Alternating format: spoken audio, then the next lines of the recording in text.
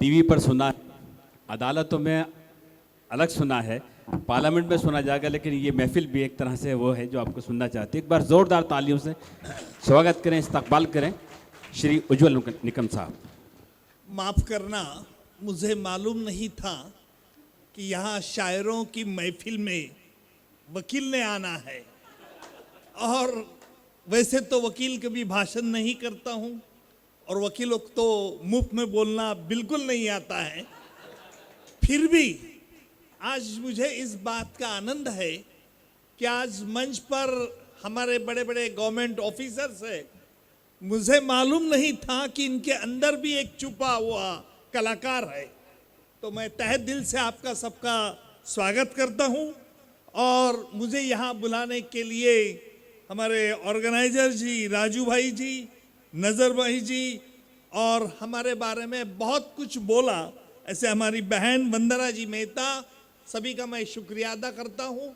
लेकिन मुझे एक बात पर एक सवाल है, सब शायर लोग हम वकीलों पे क्यों नाराज रहते हैं?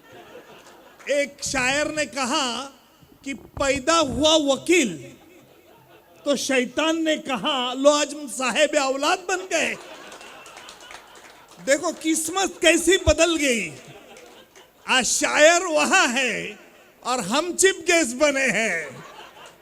खुदा की मोहब्बत को कौन फना कभी करता है? खुदा की मोहब्बत को कौन फना कभी करता है? सभी बंदे नेक हो गए तो गुनाह कौन करेगा? और लोग गुनाह करते हैं इसलिए हम हैं। तो ना रुपए की खान चाहिए, ना झूठा सम्मान चाहिए। याद करे मुझे हर कोई, ये मेरा सम्मान चाहिए। मैं तो इतना ही कहूँगा। और जो मेरे मोबाइल में मुझे लगा कि शायर भी कभी कभी कॉपी कर लेते हैं, तो हम क्यों नहीं करें? तो इसलिए मैं आपकी इजाज़त से एक कॉपी करके मेरे मोबाइल में से एक शेर पढ़ना चाहता हूँ। और शेर ऐसा है कि पार साई का दावा मत कीजिए, पार साई का दावा मत कीजिए।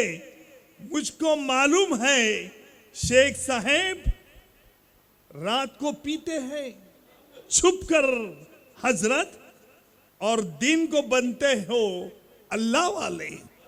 तो भाई साहब तो मैं नहीं बोल पाऊंगा, लेकिन एक बात जरूर कहूंगा कि ये सुनने में बहुत अच्छा लगता है। शायर शेर भी सुनने में अच्छे लगते हैं। कई लफ्ज तो ऐसे रहते हैं, उर्दू में रहते हैं, कुछ समझ में नहीं आते, लेकिन ऑटोमेटिक हमारी बॉडी आप जब बोल रहे थे उससे हम भी उत्साहित होके वाह वाह क्या बात है, वाह वाह क्या बात है।